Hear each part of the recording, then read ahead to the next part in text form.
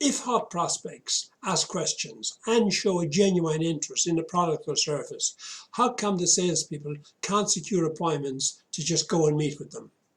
It's because the salespeople, and indeed the appointment getters, are just not using the correct process. So let's get to work right now on handling objections and converting hot prospects into appointments using this 7-step process. Welcome to Sharper Business.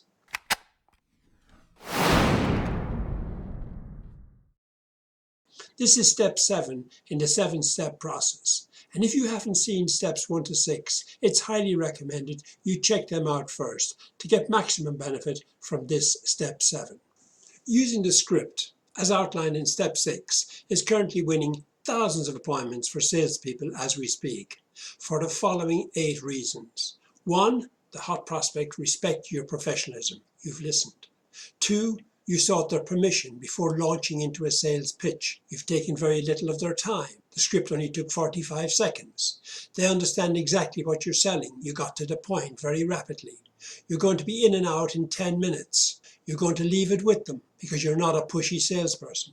You're going to send a confirmation email outlining who you are and what you do because you're transparent. And finally, you're sensibly not going to attempt a hard sell, so the prospect is relaxed and does not feel they have to be defensive. Those are the key reasons why we're winning appointments right now with that simple script. Of course, we've also got prospects who will raise objections and indeed ask questions, which is what we need to handle right now. When you call a prospect out of the blue, it's not a surprise that they'll raise objections and indeed ask questions. They'll raise objections because sometimes it'll give them time to think. They'll ask questions because they're genuinely interested and want to know more. Whatever the case, you're going to have a simple process for answering objections and handling questions.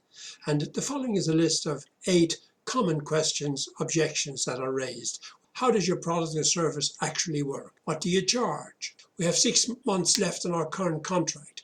Would you give me a call in 3 months' time?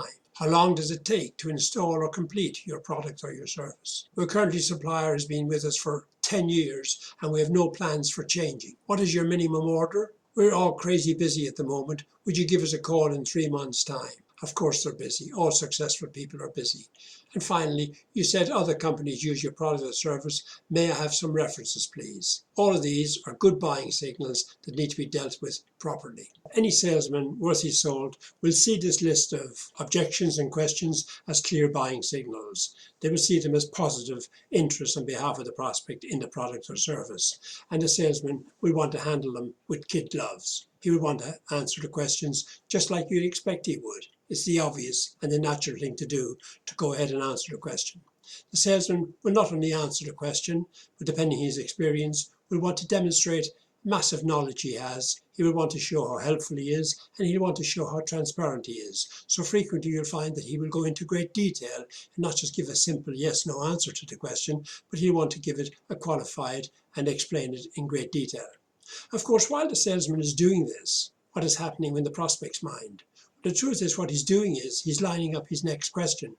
Because you see, the prospect doesn't have to be to a sales training course to feel and understand that the power and the control of the call has shifted from the salesman to the prospect, who's now asking questions.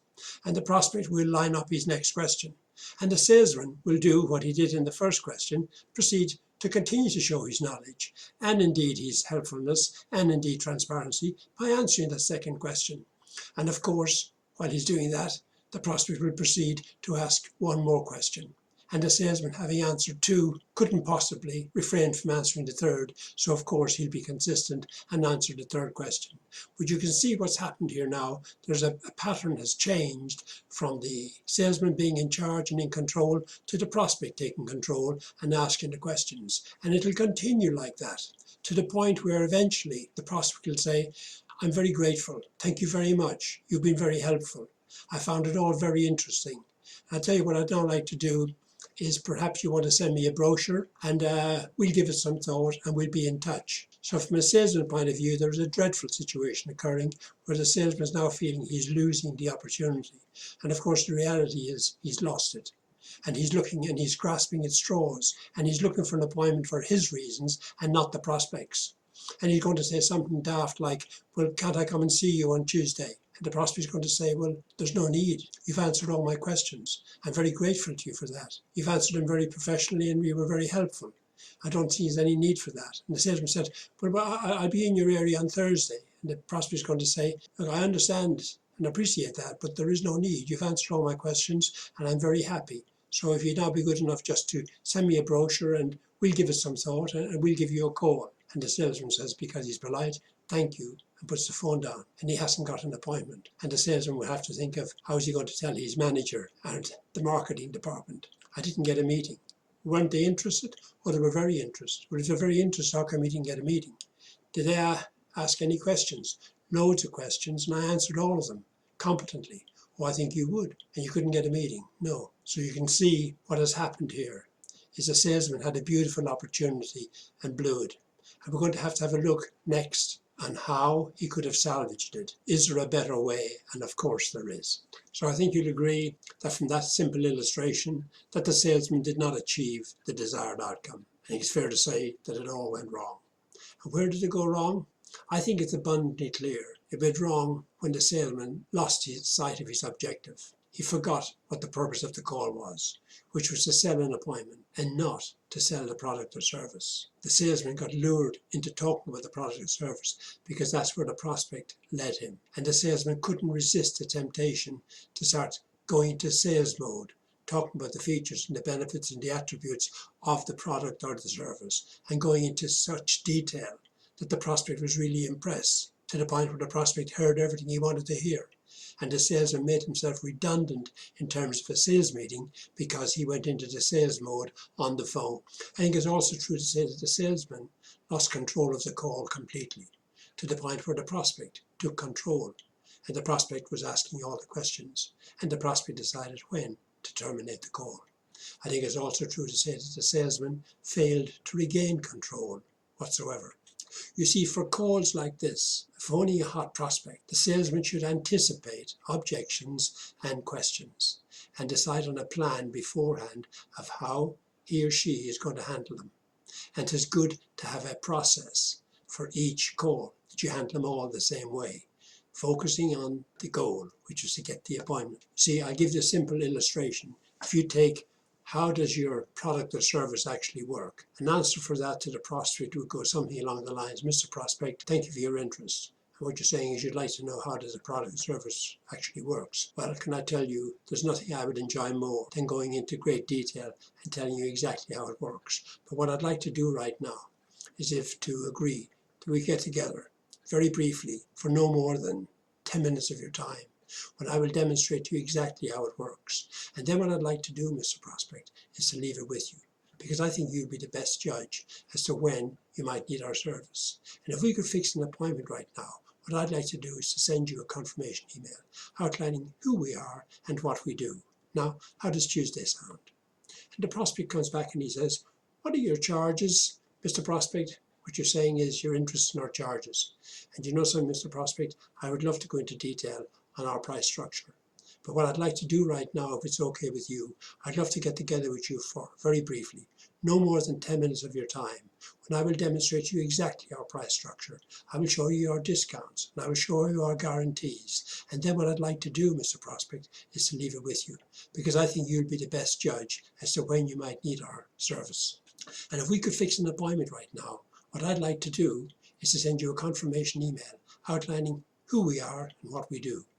And he comes back and he says, we have 6 months left on our current contract. Would you give me a call in 3 months? Mr. Prospect, I'm very grateful for you being so frank and open and honest with me. What you're saying is you've got a contract with your current supplier that's got 6 months life in it. And he says, yes. Okay, I understand. And what you're saying is you'd be happy for me to call you in 3 months' time. Do you know something? I would love to put that in my diary, and I would look forward to calling you in 3 months' time. But in the meantime, Mr. Prospect, what I'd like to do is to get together with you for no more than 10 minutes of your time. And then what I'd like to do is to demonstrate to you why other companies in your profession or your industry are using our product right now and getting massive benefit from it. And then what I'd like to do, Mr. Brown, if it's all right with you, is to leave it with you, because I think you'll be the best judge as to when you might need our product or service. And if we could fix an appointment right now, what I would want to do is to send you a confirmation email outlining who we are and what we do. Now, Mr. Brown, how does Tuesday sound? And then I'd like to leave it with them like that. And that is the main simple way for handling objections or dealing with questions, because the focus is on getting an appointment.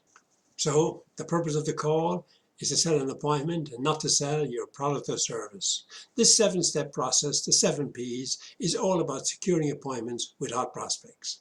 So how do you convert a cold call into a 10-minute appointment, into being invited to stay for 2 hours, and to have a tour of the factory or premises with your new client? To learn more about this powerful sales presentation, click this link. And until then, please give us a like and let us have your thoughts and comments below. To join our community, just hit the subscribe button to be notified of future videos on this Sharper Business channel. And thank you for viewing.